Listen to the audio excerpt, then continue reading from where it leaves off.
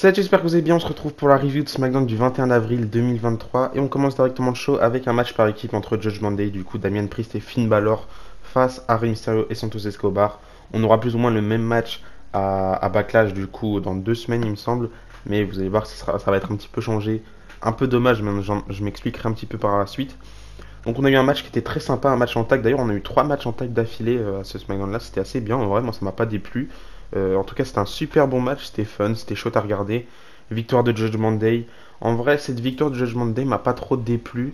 Je suis un petit peu dégoûté que Latino World Order, pour l'instant ils ont que des défaites, ils ont aucune victoire solide qui prouve que on a la LWO, ils sont puissants et ils peuvent faire des dégâts.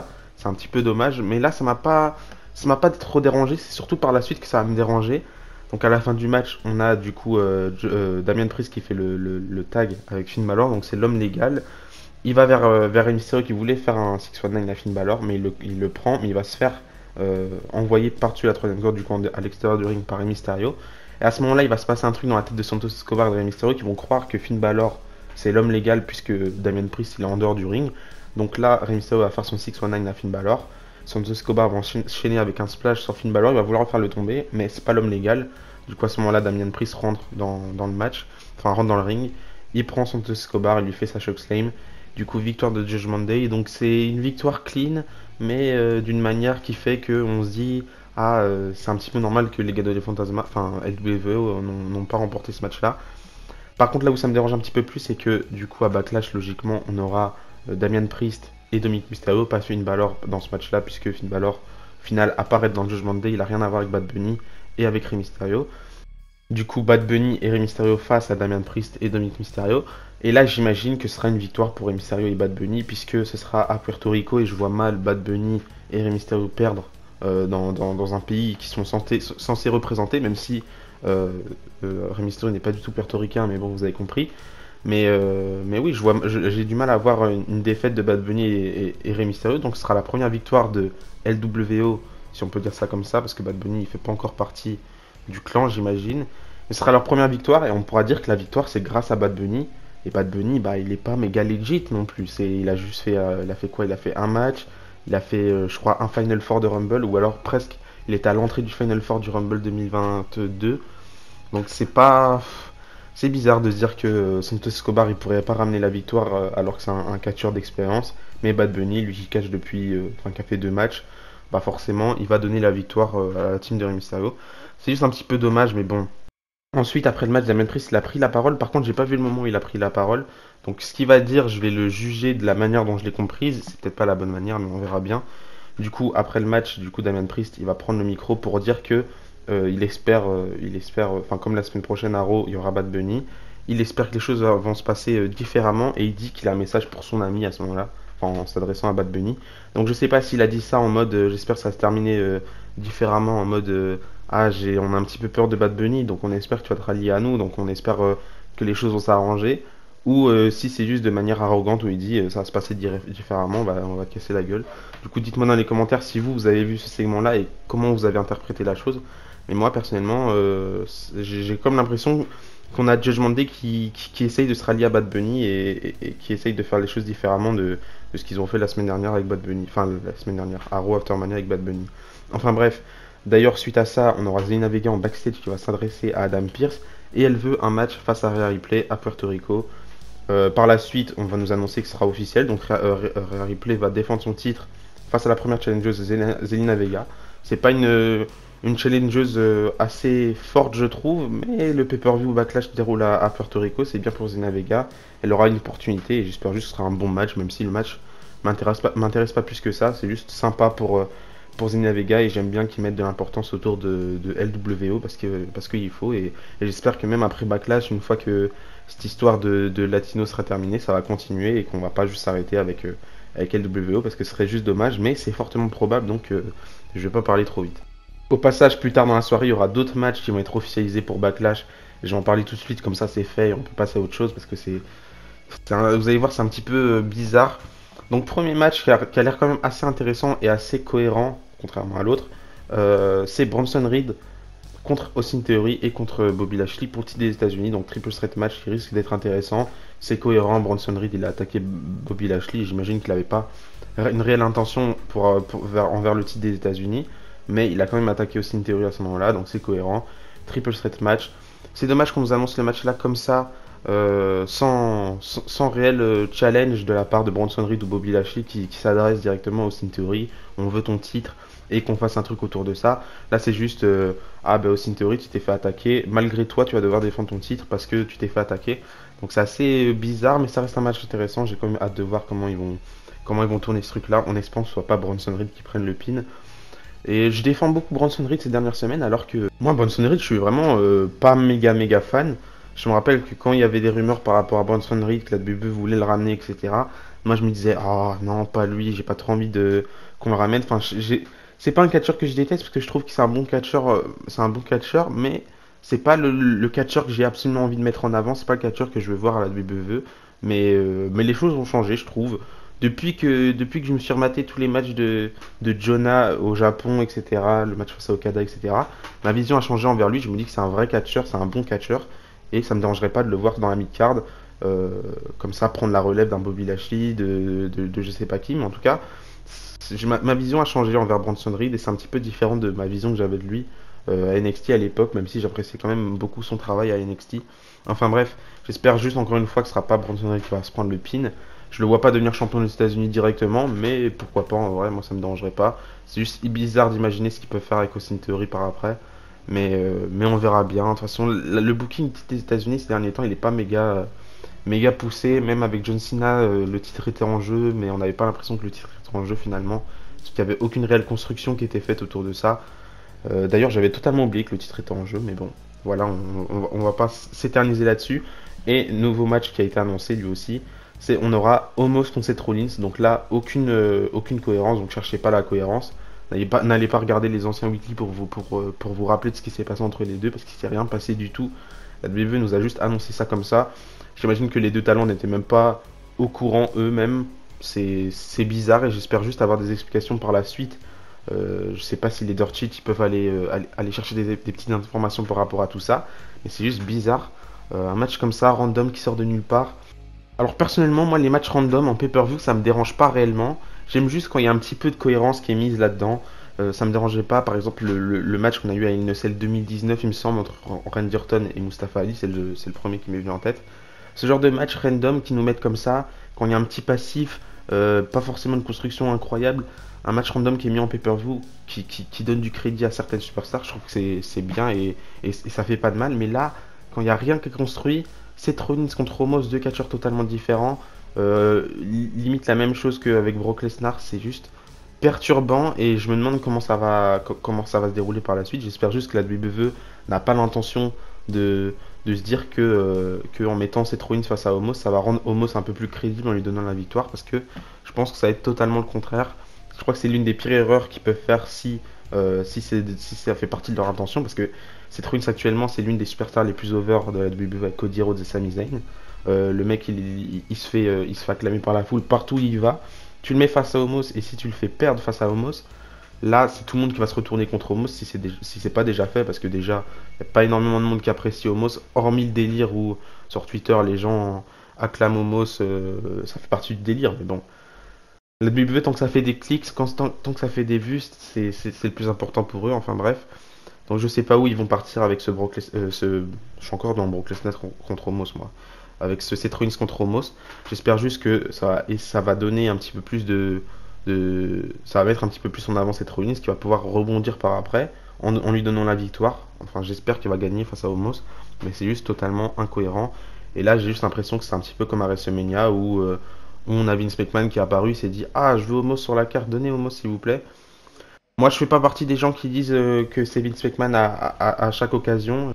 Mais là, quand c'est flagrant comme ça donne juste envie de se dire, bah oui, c'est Vince McMahon quoi, qui a donné son petit pitch à Triple H. Il a pas eu le choix. Enfin, c'est peut-être qu'il a eu le choix, mais il s'est dit, bon, on va lui faire plaisir, on va mettre cette Rollins contre Omos. Enfin bref, c'est juste nul et j'ai juste envie d'être dans la tête de l'équipe créative de la WWE et voir qu'est-ce qui se passe dans leur tête au moment où ils font des décisions comme ça.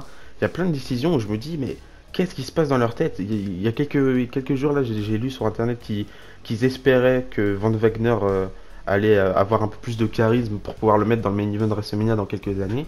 Et je me dis, mais qu'est-ce qui se passe dans ta tête? Von Wagner, tu le regardes, il n'y a rien qui va. Il a un physique potable, en vrai, il a un bon physique, c'est un big man, enfin bref. Mais il n'y a rien qui va. Qu'est-ce qui se passe dans ta tête? Qu'est-ce qui te fait dire, oh, je vais mettre Madcap Moss chaque semaine à SmackDown, c'est bien, c'est fun, on s'amuse, c'est un bon catcheur, il a du charisme. C'est juste incompréhensible, j'ai juste envie de voir comment il fonctionne et comment ils font les choses, comment dans leur tête ils se disent, bah, on va faire les choses comme ça. Et face à d'autres catcheurs totalement excellents dans le roster, ils se disent, bon, on va rien faire avec eux. C'est juste décevant et j'espère juste que ça va changer à la WWE dans les années à suivre. Parce que là c'est juste plus possible. Enfin bref, on verra bien ce que ça va donner ce match dans 2 semaines. J'ai juste envie que le match soit demain pour oublier tout ça. Mais c'est un petit peu le fonctionnement de la WWE, hein. Si vous êtes fan depuis quelques années maintenant, je pense que vous vivez la même chose. On est hype pendant quelques semaines, on a de l'espoir pour l'avenir, on se dit oh ça va être bien, 2 3 jours ça passe, et puis bam, il y a un truc qui nous tombe sur la tête, on est déçu, puis après quelques jours après on récupère de la hype, et bam, ça nous retombe sur la tête, on est déçu. J'avais vu un mème sur Twitter où les gens avaient créé une chaîne où ça faisait ça, enfin c'était assez drôle, mais c'est clairement comme ça que ça fonctionne quand t'es fan de catch maintenant. Et du coup voilà, c'est tout pour les matchs annoncés. Et juste après du coup ce segment avec Zelina Vega et Rhea Ripley en backstage, on a eu une petite vignette, on va dire, une petite vidéo package sur Shinsuke Nakamura qui était sorti un peu plus tôt dans la journée sur Twitter, bien avant que le show commence. Assez stylé. Vraiment, ils m'ont hypé de fou avec cette vignette où on vend Shinsuke Nakamura comme le King of Strong Style, même si c'est fait depuis maintenant des années. Mais vraiment, ce clip-là m'a hypé et ça m'a redonné espoir envers Shinsuke Nakamura. J'ai l'impression qu'ils vont refaire les choses bien avec lui et j'espère qu'avec la draft, ça va arranger les choses et que tout se passera bien. Juste après ça, on a eu une promo de Karrion Kross et Scarlett en backstage. Enfin, Scarlett, elle a pas trop parlé, mais Karrion Kross en backstage qui était assez bien du coup envers Shinsuke Nakamura. Je vous invite à aller la voir si c'est pas déjà fait. Et ensuite, du coup, on a eu un autre match en tag entre Ricochet et Braun Strowman face aux Viking Raiders. Là, pareil, c'était un match assez fun. Encore une fois, grosse performance de Ricochet et Braun Strowman. Bon, c'est pas le match de l'année, mais ça reste quand même une performance assez sympa. À un moment donné, Braun Strowman il se loupe totalement. Il veut envoyer Ricochet, il veut le faire voler, mais on dirait juste qu'il balance au sol, qu'il veut lui faire du mal. Enfin bref. Mais victoire de Ricochet et Braun Strowman à la fin. Ensuite, on a eu un autre match en tag, mais cette fois-ci pour les titres par équipe féminin, où du coup, on avait Liv Morgan et Raquel Rodriguez qui défendaient leur titre face à Sonya Deville et Chelsea Green. Et là, pareil, le match était totalement fun. Je crois que c'est un des matchs les plus fun tag team féminin que j'ai pu voir ces dernières années à la WWE. Et victoire de Liv Morgan et Raquel Rodriguez qui vont conserver leur titre, mais là, ça m'aurait pas du tout déplu de voir Sonya Deville et Chelsea Green devenir championnes. De toute façon, ce titre, il sert vraiment à pas grand-chose. Et je trouve qu'elles étaient bien plus divertissantes que Liv Morgan et Raquel Rodriguez, Sonya Deville et Chelsea Green, donc ça m'aurait pas du tout dérangé. Et d'ailleurs, faut applaudir le travail de Chelsea Green qu'elle fournit depuis qu'elle est revenue à la WWE. Je pense que c'est l'un des meilleurs retours que Triple H a pu faire. Et c'est très bien pour elle, c'est une chose que j'apprécie énormément. J'espère que par la suite elle va pouvoir être un peu plus crédible et se détacher un petit peu de ce personnage rigolo, mais dans tous les cas elle fait un très bon travail chez Chelsea Green et c'est super bien pour elle. Ensuite, on a eu un match pour le titre intercontinental. La semaine dernière, j'avais oublié de préciser qu'on avait eu un segment backstage entre Gunther et Xavier Woods et que du coup, on se dirigeait vers un programme entre les deux. Donc là, on a eu le match Xavier Woods contre Gunther pour le titre intercontinental. Et là, pareil, encore une fois, match super bien. J'ai vraiment cru que Xavier Woods allait devenir champion. Dans ma tête, je me disais que Gunther il va conserver tous les jours, mais Xavier Woods, à chaque fois qu'il fait un match, à chaque fois qu'il essaye de pousser un match à une intensité assez élevée, j'ai toujours l'impression que Xavier Woods il peut faire quelque chose de grand. Donc malheureusement pour Xavier Woods et pour les fans de Xavier Woods, Gunther conserve son titre. Moi je suis content que Gunther conserve.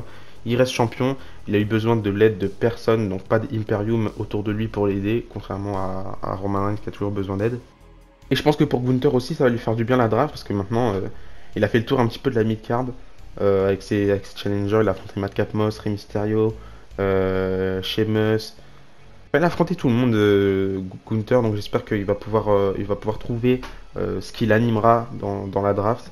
On parle potentiellement de Tyler Bate, de Ilja Dragunov, donc ça pourrait être super bien pour lui. J'espère juste qu'on aura des bons programmes autour du titre intercontinental par la suite et que ça continue de s'intensifier et pas retomber dans les travers que Vince McMahon avait fait avec ses titres mineurs il y a quelques années. Enfin bref. Et ensuite, du coup, on a eu le main event, rematch de la semaine dernière. Du coup, Matt Riddle contre Sikoa dans un match sans disqualification, c'est la seule chose qui changeait de la semaine dernière. Par contre, on n'a pas eu autant de construction par rapport à la Bloodline au niveau de la storyline par rapport à la semaine dernière, par exemple. Pas autant de construction, j'imagine qu'on est juste dans une impasse où c'est une semaine un petit peu creuse, où la semaine prochaine, du coup, on aura la draft et on aura du coup le match pour les titres par équipe qui seront mis en place. Donc j'imagine qu'ils n'avaient pas grand chose à nous raconter. Donc on a eu juste le match là. C'est aussi quoi qui va remporter le match, bien évidemment. C'était un match quand même assez compétitif où Matt Riddle il a quand même pu se montrer. Mais je voyais pas du tout Matt Riddle remporter ce match-là, même si ça m'aurait pas déplu. Un petit peu d'adversité face à ceux aussi quoi qui perdent un petit peu pour qu'il essaye de revenir un petit peu plus fort. C'est un petit peu le problème du booking de la WWE en ce moment. Enfin, depuis toujours, j'ai envie de dire. C'est il essaye de pêcher quelqu'un en lui donnant toutes les victoires possibles. Et au bout d'un moment, quand il perd tout son momentum, limite. Hein. Sosiko a déjà perdu face à Cody Rhodes, mais c'est que le début pour lui. Mais c'est toujours le problème de la construction de la WWE quand ils essayent de push quelqu'un, on le push jusqu'au sommet, jusqu'au moment où les fans vont s'endormir. Enfin bref, victoire de Sosikoa. Après le match, on a les Usos qui vont faire leur 1D sur Matt Riddle. Mais personne pour venir le sauver. Pas de Kevin Owens, pas de Sami Zayn. Parce que Matt Riddle, lui, il est bien gentil, il aide bien Sami Zayn et Kevin Owens, mais Kevin Owens et Sami Zayn, ils s'en foutent totalement, donc on va pas les aider. Petit congé avant la draft, petit congé avant l'Arabie Saoudite et avant leur match de championnat, avant de perdre. Mais ouais, j'ai trouvé ça un petit peu incohérent, mais bon, c'est pas trop grave. Mais c'est un petit peu le problème hein, à la WWE maintenant. Quand t'as pas un champion qui est actif, quand t'as pas un champion dans chaque brand, à la limite, quand t'as un seul champion du monde pour les deux brands, ça me dérange pas. Mais quand ton champion il est pas présent, c'est un petit peu le problème. T'es obligé de faire des matchs random. Homos contre Seth Rollins, c'est un petit peu ce que la WWE va récolter s'il garde toujours un champion qui est absent. C'est pour ça que Cody Rhodes aurait fait vraiment un vent de fraîcheur et du bien à la WWE d'avoir un champion présent. Et je pense que limite les fans seraient plus investis dans les programmes en ayant des matchs de grande envergure avec Cody Rhodes. Mais bon, on verra bien ce qui va se passer par la suite. Encore une fois, un petit peu déçu par toutes ces choses qui se passent, les matchs random, les incohérences de la WWE. Mais à part ça, dans cet épisode de SmackDown là, je pense que le point fort c'était surtout les matchs. On avait des matchs fun, on n'avait pas forcément des matchs de grande envergure et des gros matchs avec du work rate de ouf. Mais ça reste des matchs fun et personnellement c'est tout ce que je demande. Du divertissement et des choses sympas et du bon catch lors des weekly. Et on garde les gros matchs pour les pay-per-view, même si ça me dérangerait pas d'avoir des gros matchs à chaque semaine, à chaque weekly, mais il faut pas trop en demander à la WWE. C'est leur format télévision et ils vont pas se fouler la cheville à chaque fois pour nous faire des trucs incroyables. Enfin bref, c'est la fin de cette review de SmackDown. Donnez-moi votre avis par rapport à cet épisode dans les commentaires. Et d'ici là, je vous dis à la prochaine. Et n'oubliez pas, tant que Guy chez les sports. Bisous bisous.